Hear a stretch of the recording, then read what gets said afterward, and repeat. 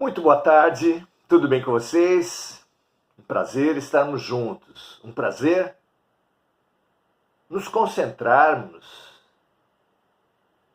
focarmos, interagirmos em cima de temas tão fundamentais da vida como esses apresentados pelo O Livro dos Espíritos, de Allan Kardec. Um livro que sem dúvida vale não apenas a leitura, mas a releitura e o estudo. Assim como diversos outros livros de sabedoria. A Torá, a Bíblia, o Alcorão, certamente, os Vedas, os Upanishads, a Cabala, o Tao Te Ching. Nenhum livro de sabedoria deve ser desprezado, nenhuma sabedoria deve ser jogada fora. Aquele que tem fome deve nutrir-se de todos os alimentos disponíveis. Sejamos tenhamos fome do espírito e seremos saciados. Muito bom. Estamos estudando a nós mesmos. É um dos princípios desse nosso momento. Estamos estudando a vida, porque assim é o fora como o dentro, assim é o baixo como o alto. Como apresentou um dos mais antigos textos, livros de sabedoria da Terra, de autoria de Hermes Trismegisto. Grande mestre, depois considerado um deus, o deus Hermes, mas pelo seu próprio nome considerado 3 vezes mestre.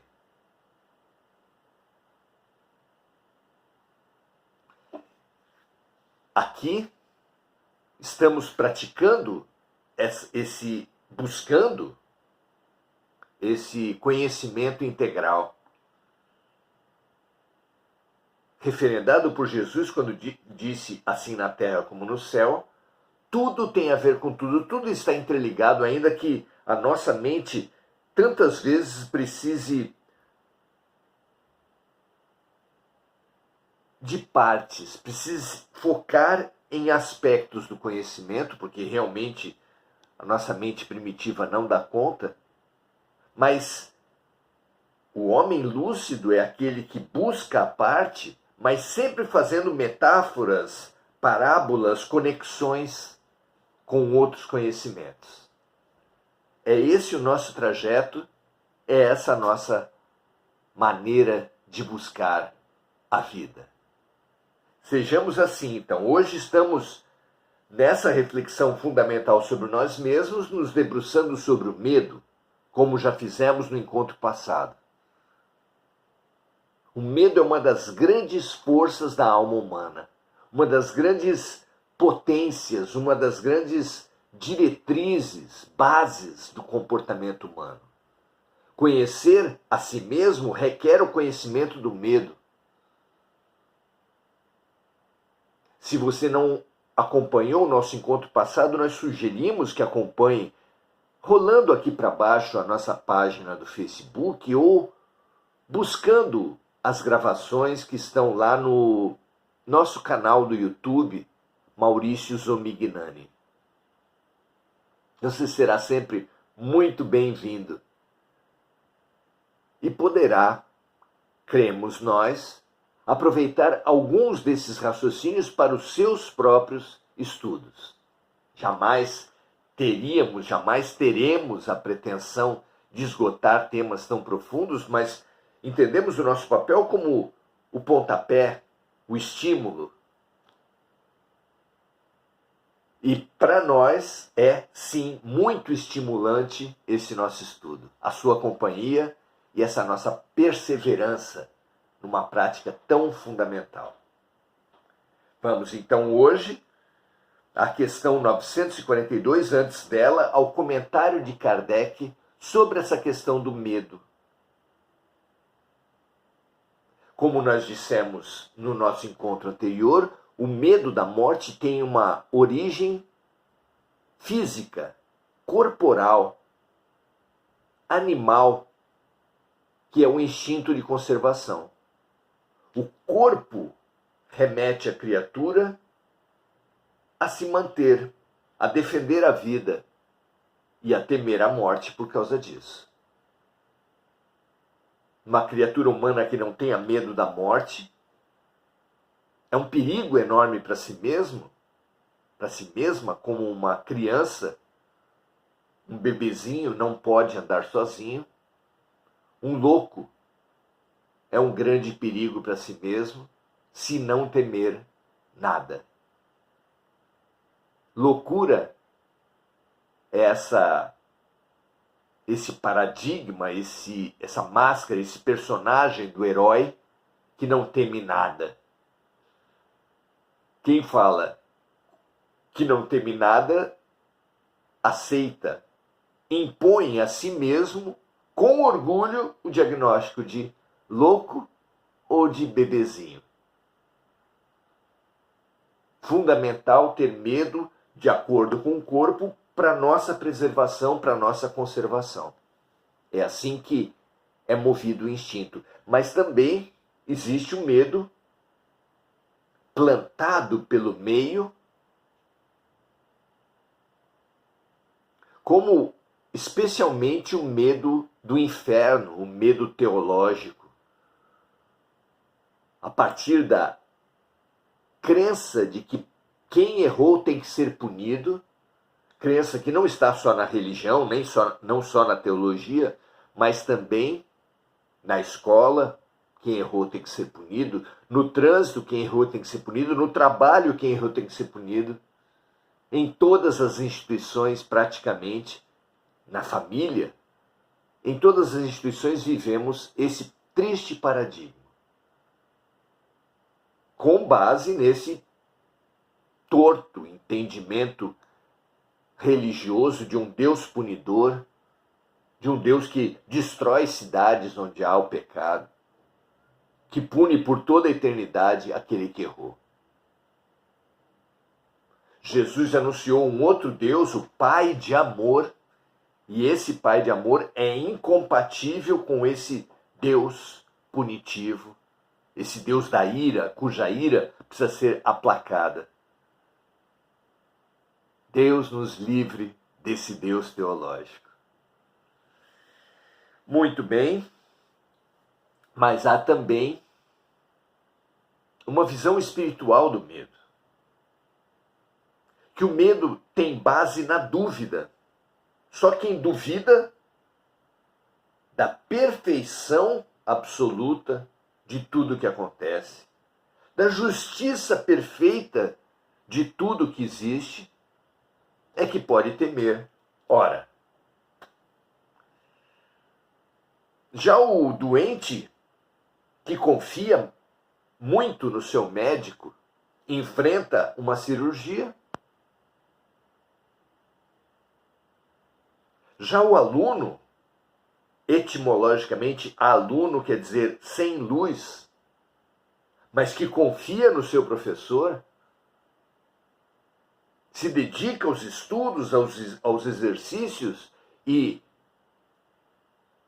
abre-se às provas. Se é assim com o imperfeitíssimo doente da terra, com o imperfeitíssimo aluno dessa humanidade, o que não será a criatura que realmente crê em Deus? Sejamos esses nós, porque essa é a vitória sobre o medo. Muito bem. No seu comentário, Kardec vem apresentar uma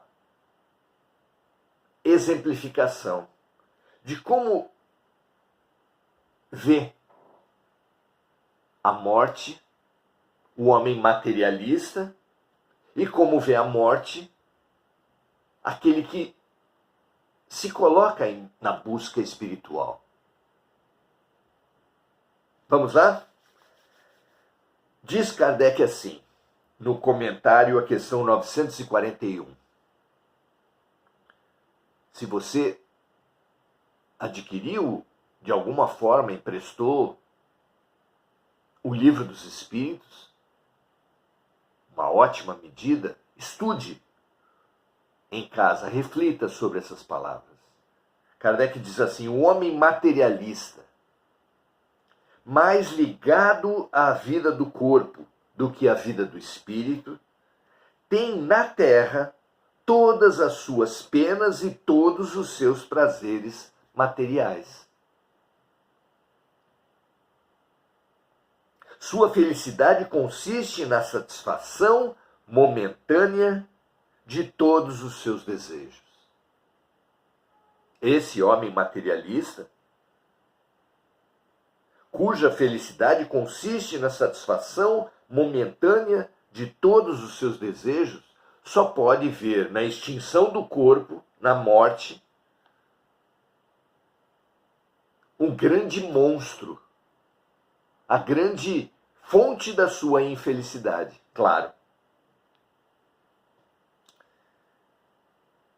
Sua alma, constantemente preocupada, diz Kardec, e angustiada pelas dificuldades da vida, encontra-se num estado de ansiedade e de tortura sem fim. Por quê? Porque a morte é a única certeza da vida. Então, o homem apegado à matéria, apegado ao corpo, tem a certeza da infelicidade, porque temos todos a certeza da morte.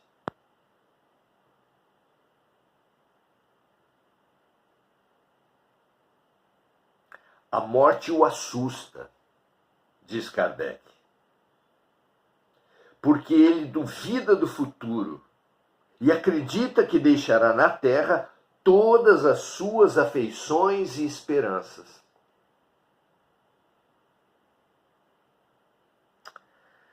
Agora Kardec passa a analisar a criatura que busca a sua dimensão espiritual, que busca a compreensão do espírito, assim na terra como no céu. Diz ele assim: o homem moral, que se elevou acima das necessidades artificiais criadas pelas paixões, experimenta já aqui na terra prazeres que o homem materialista desconhece. A moderação dos desejos dá ao seu espírito a calma e a serenidade.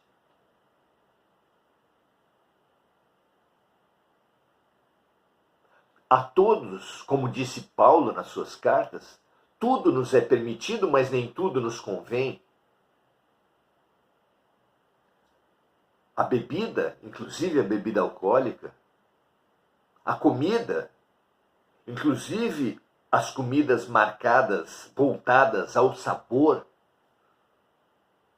o sexo, inclusive voltado ao prazer, não apenas à procriação, são permitidos, são da vida. A beleza, que tanto impacta os olhos pela arte, é uma maravilha da vida. Mas há em tudo a ameaça do excesso, do excessivo. Pessoas hoje vivem, obcecam-se pela beleza, morrem pela beleza. Se fôssemos mais profundos, teríamos no certidão de óbitos de muitos causa-mortes a busca pela beleza, por padrões de beleza inalcançáveis. A busca por prazeres mata milhares com as drogas lícitas e ilícitas.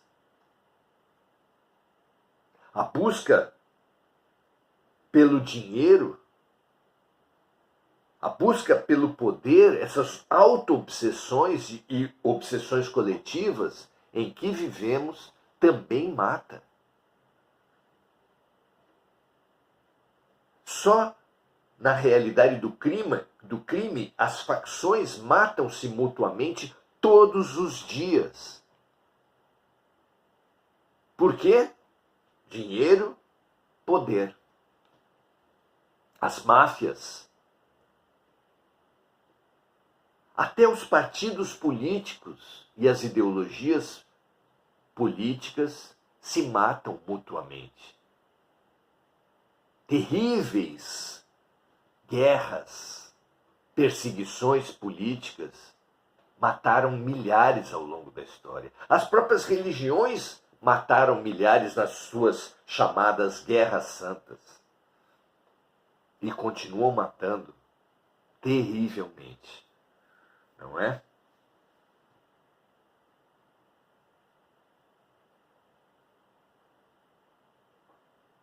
Então o homem moral que se elevou acima das necessidades artificiais criadas pelas paixões, experimenta já aqui na terra prazeres que o homem materialista desconhece.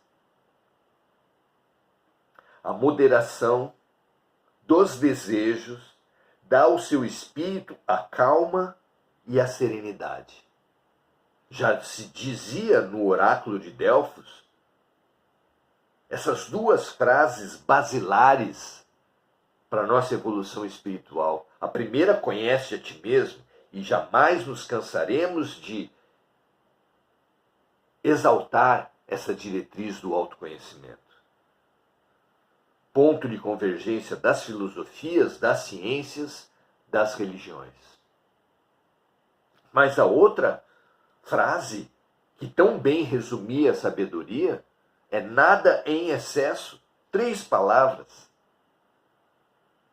que resumem tanto, que são a base do caminho do meio de Buda, que são a base de todo o pensamento de moderação da vida, de bom senso,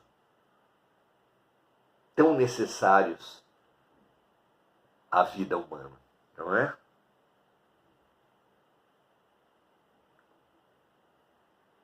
A moderação dos desejos dá ao espírito a calma e a serenidade. Eis a paz, a verdadeira paz, toda interior, que nós tanto necessitamos. E fecha Kardec no seu comentário dizendo: feliz pelo bem que faz. Para ele não existem decepções. Esse é o homem que busca o caminho espiritual. Ele é feliz pelo bem que faz, a alegria de ser útil. Para ele não existem decepções e as contrariedades passam por sua alma sem deixar nenhuma impressão dolorosa. A criança que confia nos pais aceita a injeção da vacina. O aluno que confia no professor, o doente que confia no médico, aceita incômodos, dores, porque sabe que é o caminho que se impõe, é um caminho necessário para a cura, para o aprendizado, para a educação. Pergunta 942, Kardec fala assim: será que algumas pessoas não acharão esses conselhos para serem felizes na Terra um tanto banais? Será que não verão neles, nesses conselhos, verdades repetidas? Aqui lembramos que as lições se repetem na escola. Por quê? Se um aluno vier até você queixando-se que há 3 anos vê as mesmas lições, você será obrigado a concluir que ele é um repetente. E por que as lições se repetem? Porque não aprendemos. Isso é uma reflexão muito interessante para todos aqueles que veem repetir-se na conjugalidade, na vizinhança, no trabalho, na política, as lições da vida. Se as lições da vida se repetem, é porque os alunos não aprenderam. Não é verdade?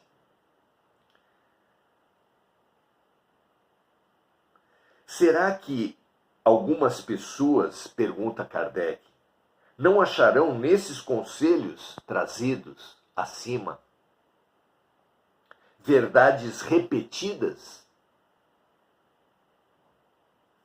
Por que as verdades estariam se repetindo para nós, não é?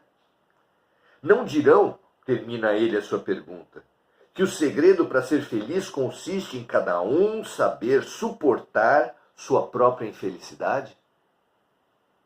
Vendo a infelicidade e a dor como um destino inevitável da vida? Não há muitos que pensam assim? Respondem os espíritos. Existem muitas pessoas que dirão e dizem exatamente isso. E não são poucas. Mas estas são como certos doentes, para os quais o médico prescreve a seguinte dieta: gostariam de ser curados sem remédios. Porque não adianta sofrer. O sofrimento por si não nos eleva.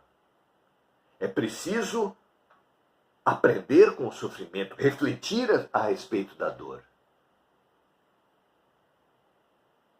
Só viver a dor em passividade, sem reflexão, ou, num outro extremo, com revolta, com pena de nós mesmos, não nos melhora em nada. É preciso a reflexão para assimilar o remédio. É preciso a abertura à autocura para ser curado fora. O maior médico de todos os tempos dizia: a tua fé te curou.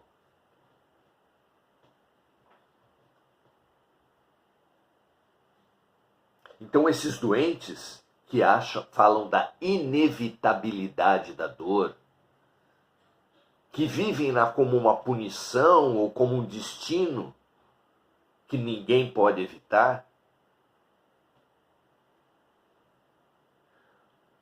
dizem os espíritos, o médico prescreve a seguinte dieta: gostariam de ser curados sem remédios e continuar predispostos a novas indigestões.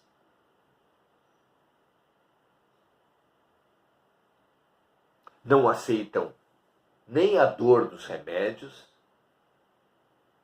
nem percebem que são eles mesmos que produzem e que se destinam à dor, à dificuldade,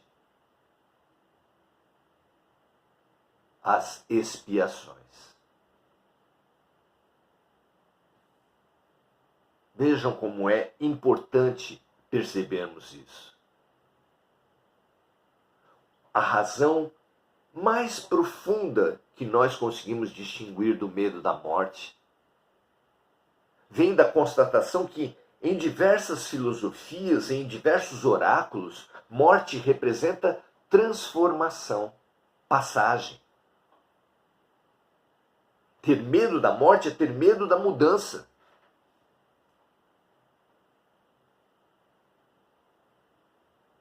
E aquele que tem medo da mudança, que resiste à mudança, que tem medo da morte, irá perder sempre.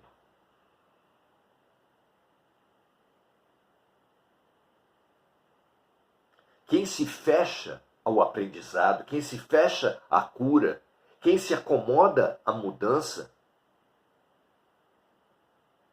por não querer abrir mão da sua vida baseada no corpo, para não querer abrir mão da sua posição existencial baseada na mágoa e na culpa, por apegar-se ao homem velho.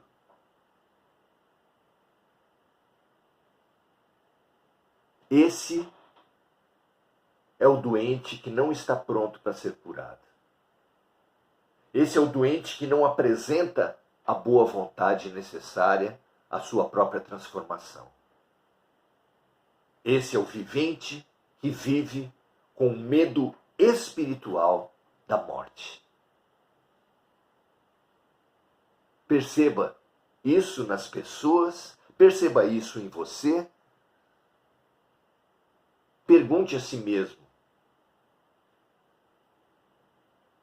se você está disposto a trilhar os caminhos que a vida lhe apresentar para se transformar, crescer e se expandir. Que estejamos assim dispostos e assim abertos, não é? Vamos saudar os amigos, Maria José Sobral, Angélica Sayonara. Angélica fala, às vezes a mudança dói. Sim. A mãe que leva o seu filho adolescente com dores nas pernas, que ela não sabe curar, a mãe inexperiente, vai ouvir do médico, se ele for experiente, mãe, crescer dói. Crescer dói. É assim mesmo. Crescer é abandonar acomodações e se abrir para incertezas. Não é? Sayonara diz assim ainda pra gente. Estava com saudades do nosso grupo de estudo, tão importante para todos nós, para mim também. Muito legal a sua volta também, amiga. Marco Aurélio Trindade, boa noite chuvosa. Adelaide Dias dando seu boa noite também. Hugo Souza expressando sua gratidão. Mônica Silva remetendo a luz aqui gerada, aqui produzida em nós, a todos os amigos de encarnação, a todos os colegas de humanidade, encarnados e desencarnados. Lúcia Galvão dando seu boa noite também, Mari Pereira, Mônica Silva vibrando também pelas vítimas das guerras e dos desastres climáticos, dando seu boa noite a todos, assim como Enirca Jazeira também. Preenchamos-nos dessa luz, dessa nova compreensão